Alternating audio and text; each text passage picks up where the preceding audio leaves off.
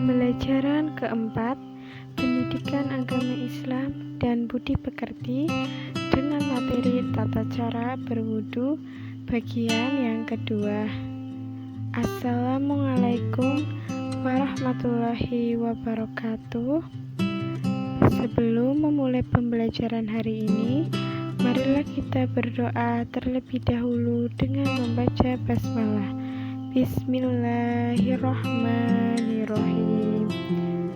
Oke, sebelum Ibu melanjutkan pembelajaran tata cara berwudu, Ibu akan menyampaikan tujuan pembelajaran. Yang pertama, siswa diharapkan mengetahui dan memahami pengertian berwudu. Yang kedua, siswa dapat mengetahui bagaimana tata cara berwudu yang baik dan benar. Selanjutnya, kita akan memasuki materi pembelajaran pengertian berwudu dan tata cara berwudu. Wudu itu artinya bersih atau indah. Jadi, wudu yaitu menghilangkan hadas kecil menggunakan air yang bersih dan suci. Wudu dilakukan sebelum mengerjakan sholat.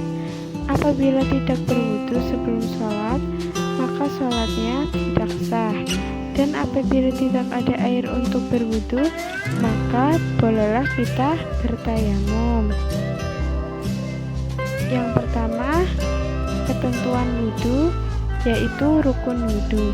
Jadi ketika kita akan berwudu, kita melakukan rukun wudu terlebih dahulu. Yang pertama, niat. Yang kedua, membasuh muka. Yang ketiga, membasuh kedua tangan sampai siku. Yang keempat, mengusap sebagian kepala dengan air. Yang kelima, membasuh kaki sampai mata kaki. Yang keenam, tertib atau berurutan. Selanjutnya yaitu syarat wudu. Syarat wudu itu ada 5. Yang pertama, beragama Islam. Yang kedua, mumayyiz, yang dapat membedakan mana yang baik dan mana yang buruk. Lalu yang ketiga, tidak berhadas besar. Yang keempat, membasuh dengan air yang suci dan mensucikan. Yang kelima, tidak ada yang menghalangi sesampainya air pada kulit. Selanjutnya yaitu kita akan mempelajari sunnah wudu. Sunnah wudu itu ada 11. Yang pertama, membaca Bismillahirrahmanirrahim. Yang kedua, membasuh telapak tangan. Yang ketiga, berkumur-kumur. Yang keempat, membasuh lubang hidung. Yang kelima, membasuh telinga luar dan dalam. Yang keenam, semua yang dibasuh itu diulang 3 kali, yaitu mencuci tangan, kita berkumur 3 kali, membasuh lubang hidung 3 kali, membasuh muka 3 kali, membasuh tangan 3 kali, membasuh kepala 3 kali, dan membasuh telinga serta kaki 3 kali. Lalu mendahulukan anggota badan yang paling kanan. Yang kedelapan, tidak berkata-kata sewaktu kita sedang berwudu. Yang kesembilan, menyela-nyela jenggot itu bagi seorang laki-laki. Yang ke-10, menghadap kiblat. Yang ke-11, berdoa sesudah wudu lalu menghadap kiblat. Selanjutnya itu hal-hal yang membatalkan wudu. Yang pertama, buang angin atau kentut. Yang kedua, buang air besar atau buang air kecil. Yang ketiga, hilang akal atau gila. Yang keempat, menyentuh kubul atau dubur, yaitu menyentuh kemaluan, itu nanti batal wudunya.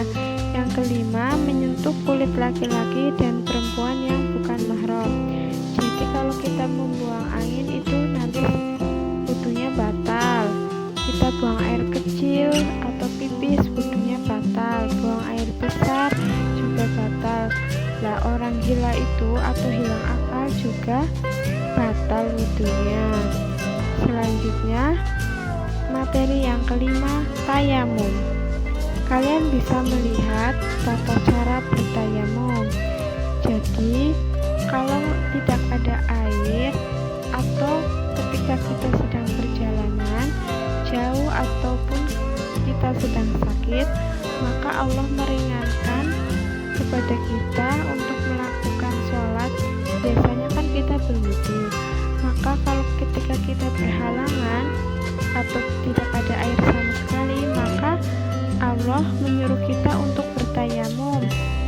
Tayamum itu bisa dilakukan dengan cara yang pertama, memukul kedua telapak tangan ke tanah atau debu, tetapi tanah atau debu itu suci atau bersih. Contohnya debu yang suci yang bersih ya.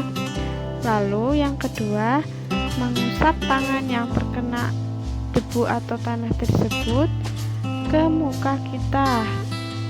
Lalu setelah kita mengusapkan, lalu ke kepala bagian rambut kita putar. Lalu setelah itu tangan kita mengusap tangan kanan dulu, lalu tangan kiri, dan sebaliknya itu menggunakan debu. Jadi ketika sudah masuk ke kepala atau rambut, lalu geser ke tangan kanan, lalu ke tangan kiri menggunakan telapak tangan yang terkena debu. Itu tata cara bertayamum. Yang kedua, niat wudhu. Rukun wudhu yang pertama kan tadi adalah niat. Niat wudhu itu boleh dilafalkan dan juga boleh di dalam hati. Setelah itu kita membaca bacaan sesudah wudhu. Ketika kita sudah niat untuk berwudhu, selanjutnya setelah kita melakukan wudhu, lalu kita menghadap arah kiblat dan membaca doa setelah wudhu.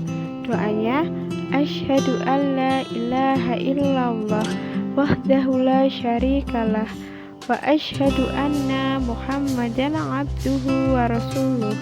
Allahumma ja'alni minat tawwabina wa ja'alni minal mutatahhirin. Yang artinya, aku bersaksi tidak ada Tuhan selain Allah yang Maha Esa, tidak ada sekutu baginya, dan aku mengaku bahwa Nabi Muhammad itu adalah hamba dan utusan Allah. Ya Allah, jadikanlah aku dari golongan orang-orang yang bertaubat, dan jadikanlah aku dari golongan orang-orang yang suci. Nah, yang ketiga itu tata cara berwudu. Yang pertama, membasuh kedua telapak tangan 3 kali ya. Yang kedua, kita lanjutkan berkumur-kumur sampai bersih 3 kali. Lalu membasuh hidung di 2 lubang hidung ya, itu 3 kali. Setelah itu kita membasuh muka kita 3 kali hingga bersih. Lalu setelah itu kita mulai tangan kanan dulu, kita basuh sampai siku 3 kali, lalu pindah tangan kiri, kita alirkan air sampai siku juga, lalu ke bagian rambut ya, dilakukan 3 kali sampai di belakang rambut nih, di leher. Setelah itu basuh telinga kanan terlebih dahulu 3 kali, kita gosokkan ya, lalu telinga sebelah kiri 3 kali. Setelah itu kaki kanan dahulukan ya, kaki kanan 3 kali sampai mata kaki. Selanjutnya kaki kiri 3 kali juga sampai mata kaki membasuhnya. Itu tata cara berwudu. Sekian dan terima kasih untuk pembelajaran PAI untuk hari ini. Dan jangan lupa tetap jaga kesehatan dan dibaca kembali untuk materi tata cara berwudu yang kedua ini di modul PAI halaman 38 sampai 41. Marilah kita membaca hamdalah untuk mengakhiri pembelajaran hari ini. Alhamdulillahirabbil alamin. Dan materi yang akan datang dilanjutkan pekan depan ya. Dan tugas hari ini mengerjakan pilihan ganda dan isai. Soal nanti ibu akan share di grup, lalu dikerjakan di kertas. Setelah itu dikumpulkan hari Senin 19 Oktober 2020. Setelah itu kalian bisa melihat pembelajaran atau video pembelajaran bagaimana sih kita melakukan tata cara berwudu dan bertayamum. Nanti ibu akan bagikan videonya setelah kalian mempelajari bab tata cara berwudu. Untuk itu nanti tugasnya ibu share di grup ya, soal dan isainya. Wassalamualaikum warahmatullahi wabarakatuh.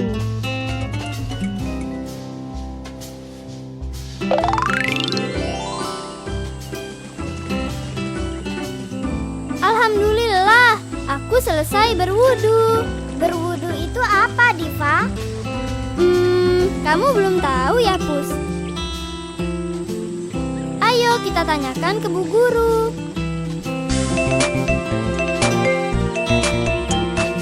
Assalamualaikum anak-anak. Waalaikumsalam, Bu Guru. Nah, anak-anak, sekarang kita akan belajar tentang berwudu dan tayamum. Berwudu? Diva suka berwudu sebelum sholat, Bu Guru. Ya, Diva benar. Sebelum kita sholat, kita harus berwudu dahulu. Bagaimana caranya, Bu Guru? Zahra belum bisa. Apakah ada yang sudah bisa? Diva sudah bisa, Bu Guru. Wah, coba Diva jelaskan bagaimana cara berwudu. Pertama, kita berniat wudu dan membasuh kedua telapak tangan kita. Yang kedua adalah berkumur.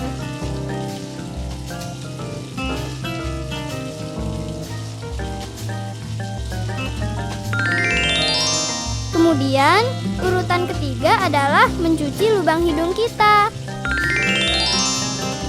Keempat adalah membasuh muka kita.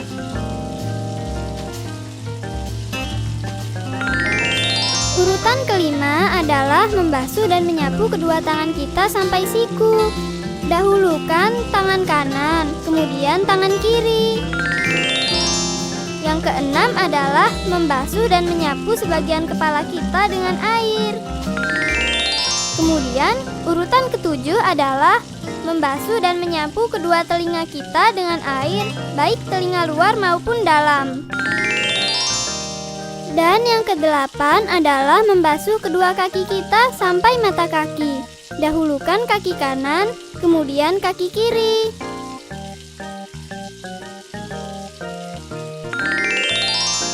Nah, setelah selesai berwudu, kita disunahkan membaca doa sambil menghadap kiblat. Doanya seperti ini. Asyhadu alla ilaha illallah wa asyhadu anna Muhammadan abduhu wa rasuluh. Allahumma ja'alni minat tawwabina wa ja'alni minal mutatahhirin. Benar sekali. Oh iya, ketika kita berwudu, ada yang wajib dilakukan atau rukun wudu, dan juga ada yang sunnah dilakukan. Kalau rukun wudu yang harus dilakukan apa saja, Bu Guru? Anak-anak, rukun wudu yang wajib dilakukan yaitu: yang pertama adalah niat berwudu. Yang kedua, membasuh muka. Yang ketiga, membasuh kedua tangan sampai siku. Yang keempat, menyapu sebagian kepala dengan air. Kelima, membasuh kedua kaki sampai mata kaki. Dan yang keenam adalah tertib atau berurutan. Kalau sunnah wudu, apa saja, Bu Guru? Sunnah wudu atau gerakan wudu yang boleh atau tidak dilakukan yaitu: pertama adalah membaca basmalah sebelum berwudu. Yang kedua adalah membasuh telapak tangan. Ketiga, mencuci lubang hidung. Yang keempat, menyapu kedua telinga kita, baik luar maupun dalam. Dan yang kelima adalah membaca doa selesai berwudu. Nah, itu tadi rukun dan sunnah berwudu. Bu Guru, kalau tidak ada air, apakah kita bisa berwudu? Anak-anak, kita bisa mengganti berwudu kita dengan melakukan tayamum. Tayamum itu apa, Bu Guru? Tayamum adalah pengganti wudu. Tayamum dilakukan jika tidak ada air, ketika kita sakit, atau kita sedang naik kendaraan. Nah, coba Diva sebutkan urutan gerakan tayamum. Baik, Bu Guru. Gerakan tayamum adalah seperti ini. Pertama, niat. Kemudian meletakkan telapak tangan kita di tempat yang berdebu. Kedua, meniup telapak tangan kita. Ketiga, mengusap muka dengan kedua telapak tangan kita. Dan yang keempat, mengusap telapak tangan hingga pergelangan tangan. Wah, Diva pintar ya, sudah tahu gerakan tayamum. Oh iya anak-anak, apakah kalian tahu apa saja yang membatalkan wudhu atau tayamum? Kentut, Bu. Alvin benar. Jadi, yang bisa membatalkan wudhu atau tayamum yaitu: pertama, buang air besar, buang air kecil, dan juga kentut. Yang kedua, bersentuhan kulit antara laki-laki dan perempuan yang bukan muhrimnya. Ketiga adalah hilang akal atau gila. Dan yang keempat adalah tidur. Tidur bisa membatalkan wudhu.